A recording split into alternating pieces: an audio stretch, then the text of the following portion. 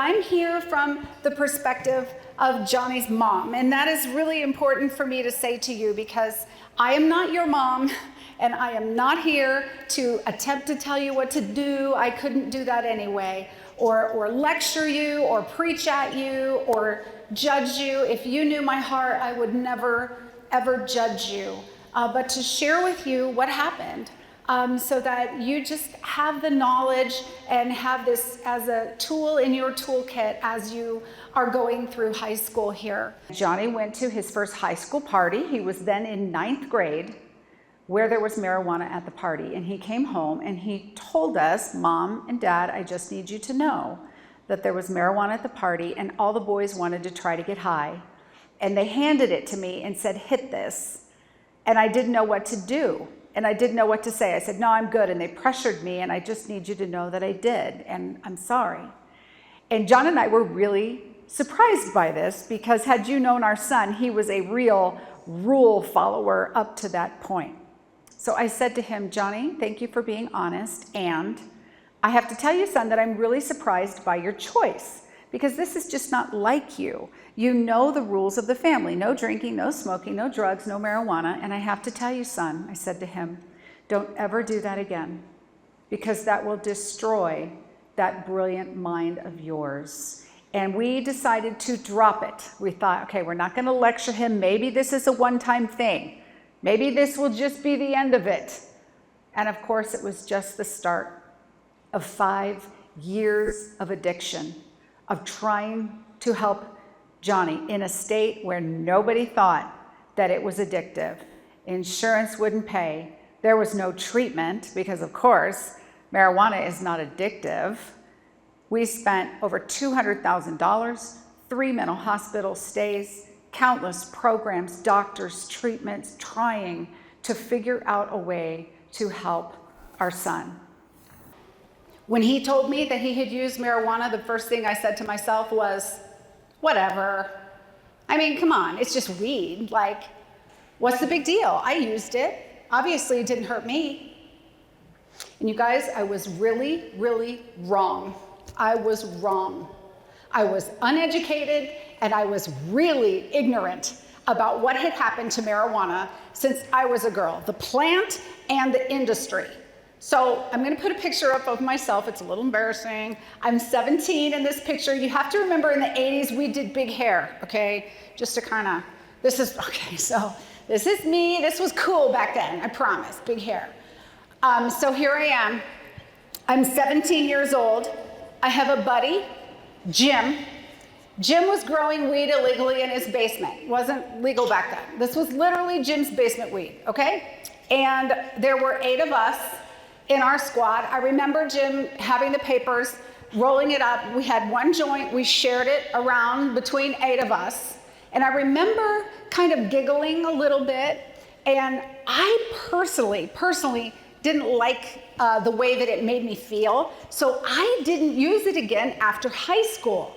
So when Johnny told me that he had used weed at the party, I thought he was talking about the same stuff that I had used when I was a girl. Does that make sense? Like, I just thought it's the same stuff. So I was so uneducated. Average in Colorado for a concentrate is 60% THC, but you can buy 70, 75, 80, nearly 100%. I'm going to show you some of these products. So these are no longer organic, right? The kids come up and tell me, oh, Mrs. Stack, you know, it's natural. God made it. It grows in the ground. It's like, dude, there is nothing natural about any of this stuff. You can't just go pick shatter up off the ground. These are all chemically manufactured. So we talk about dabs are made in a lab. Wait, so what's a dab? Okay, so this machine makes concentrates. And there's basically 2 types of concentrates. There are solid concentrates and there are liquid concentrates. So solid concentrates, I'm going to show you some photos again. I don't show these to students. I want to make sure everybody knows that. Johnny's Ambassadors was blessed to be in a People magazine shoot a couple years ago to talk about concentrates. And we walked into the dispensary and talked to the bud tender, and we're like, hey, you know, we're doing this article. Do you care if we take pictures? The guy's like, sure, man, whatever. I'm like, oh my gosh, you have no idea where these pictures are going. It was so awesome. So these are the pictures that we literally took in a dispensary off of Colorado Boulevard. This is Crystal. Not that any of you are in the drug scene. What does this look like? Crack. I mean, it's used in the same smokable device that one would use with smokable cocaine. Crystal is 99% pure THC. This is a butane hash oil. You can see it's a little more liquidy. This is about a 60% product. Shatter. This is 90 or so, 90%, nearly pure. They tend to name the products by what they look like and their consistencies. This then would be sugar.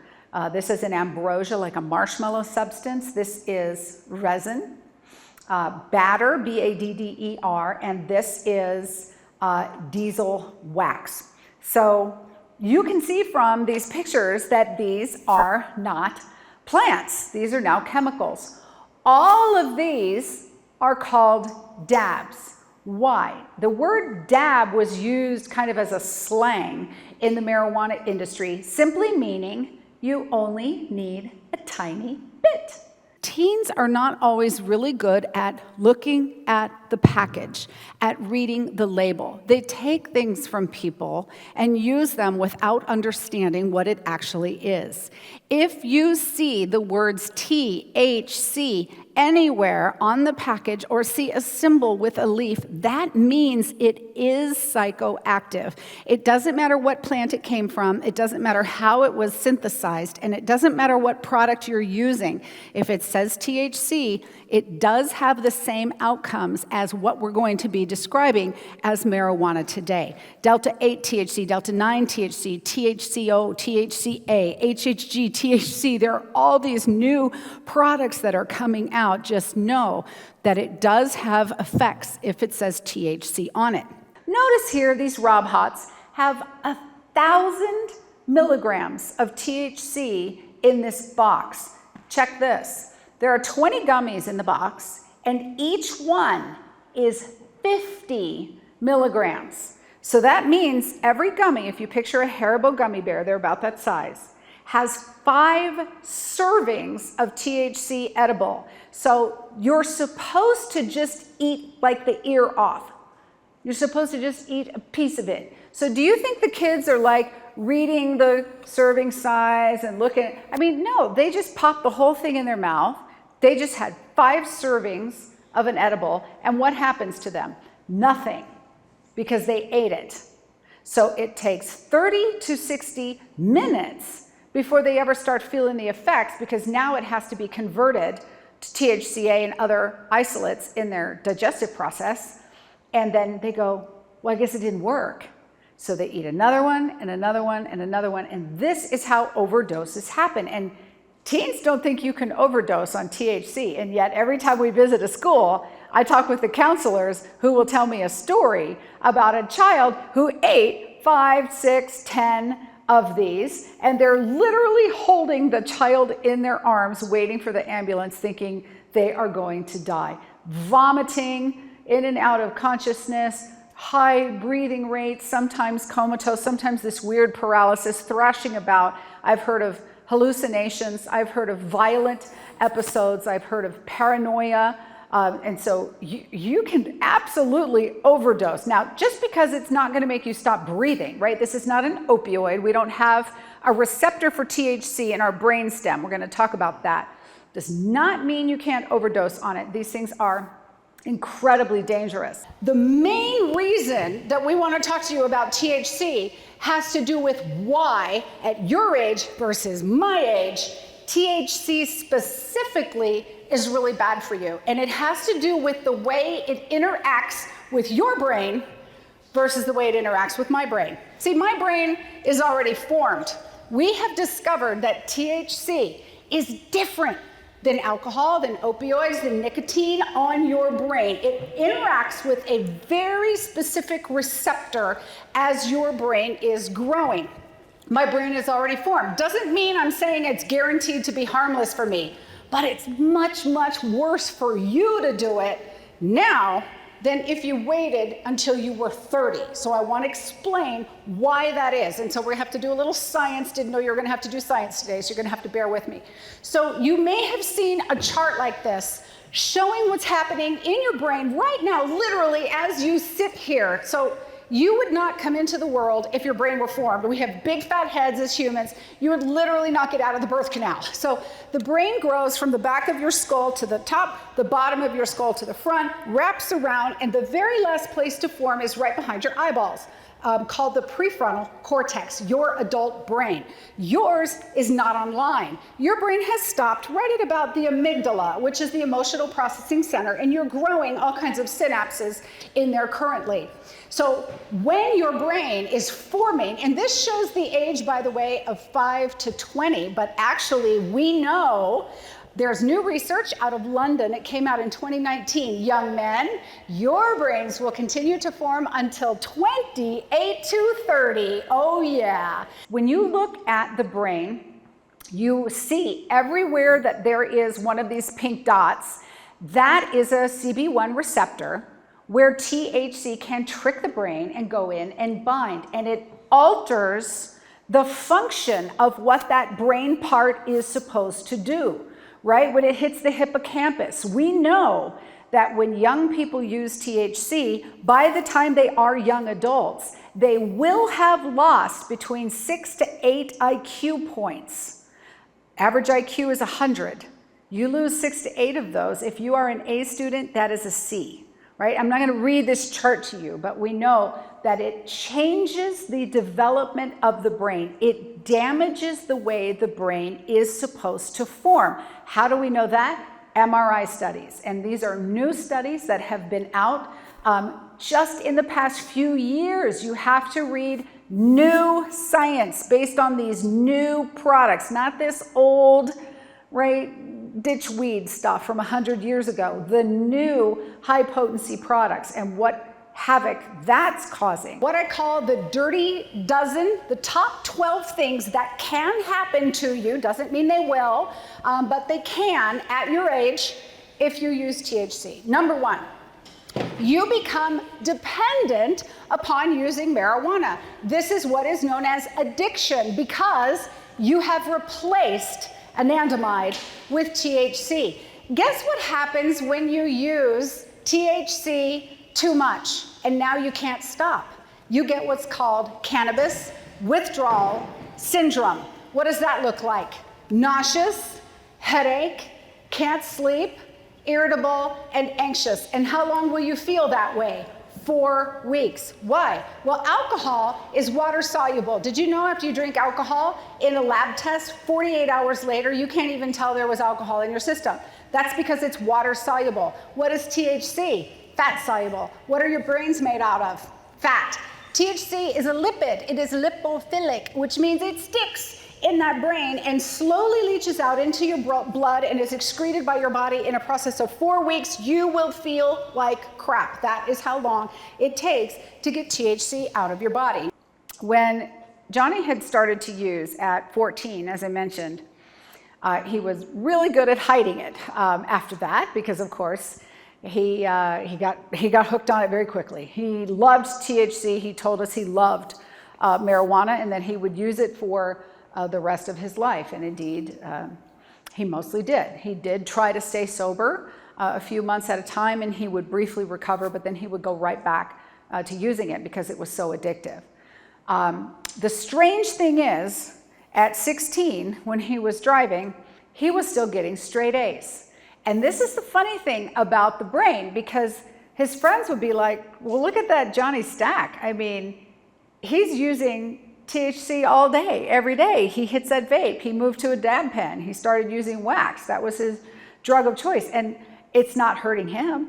And I promise you, Johnny never thought Johnny was going to have any problems. In fact, he would say to me, I don't know what you want, Mom. I've got straight A's, right? It's obviously not hurting me. And he was. And how do you kind of argue with that? The problem is you just couldn't see it. You couldn't see the changes that were going on behind the scenes. And it didn't look like it was a problem until it was. What is the #1 cause of death in youth ages 15 through 18 in Colorado? Suicide, very good. Some of you know this. And what is the #1 substance found in their toxicology reports after they die? THC. This is from the Colorado Violent Death Reporting System, 2022 data. Over a fourth of all teens who die by suicide have THC in their blood, and 11% have alcohol. And don't forget, 3 days before he died, Johnny was in my home. He was telling me, marijuana ruined my mind and my life. In the end, he knew.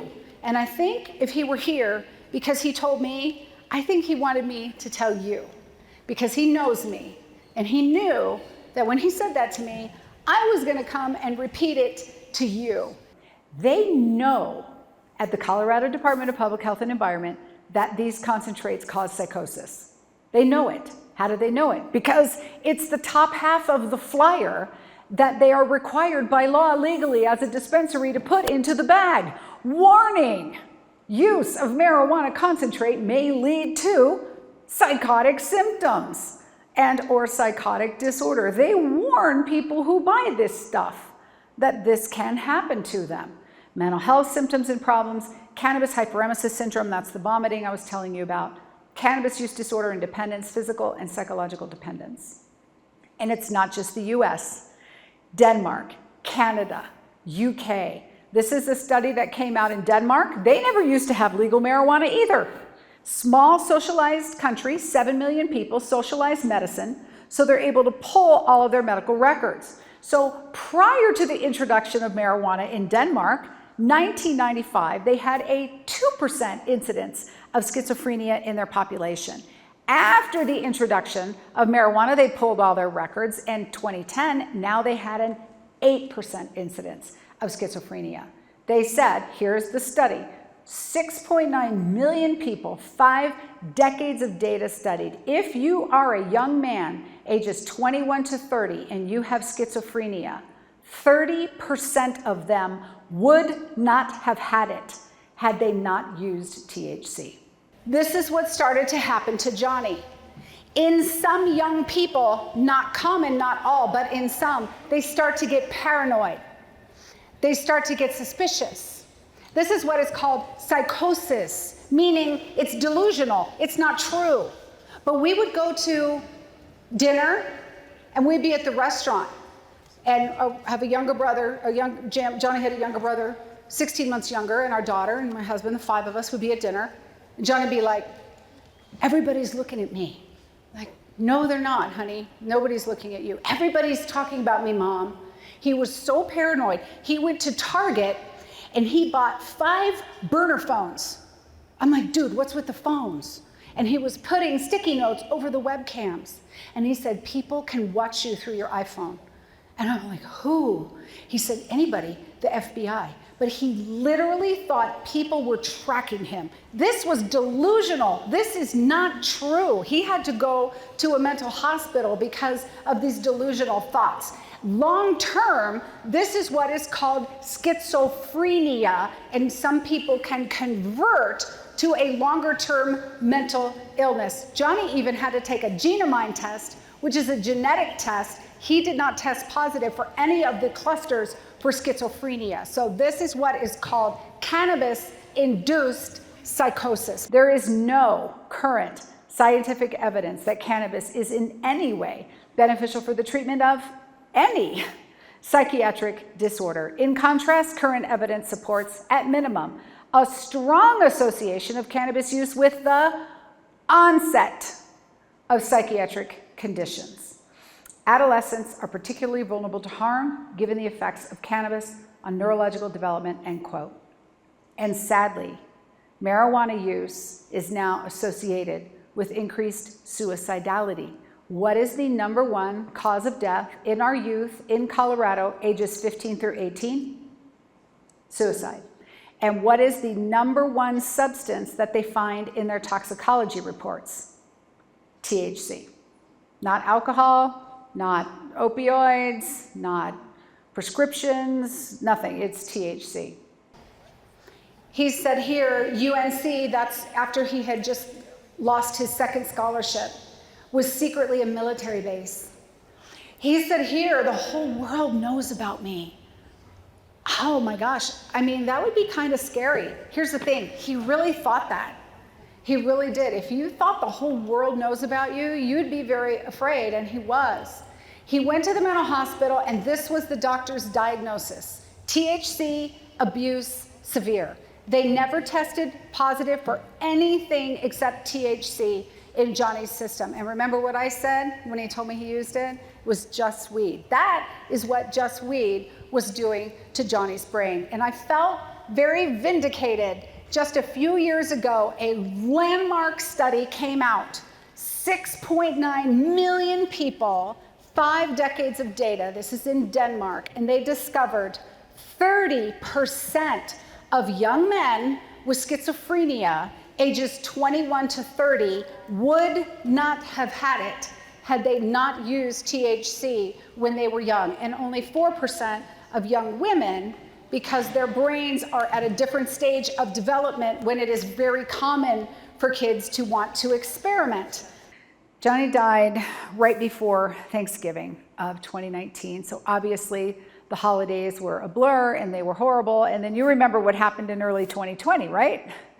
With COVID. And so we were alone in our grief, which made it even more unbearable and difficult. And we were locked down. And I basically was in a fetal position crying for 6 months. And before this had happened, I had been a writer and a consultant and a speaker. And so I did what I know how to do, which is write. It's very healing for me. So I started to write Johnny's story. And I put up a posting on Facebook and I said, public service announcement, has anyone ever heard of dabbing?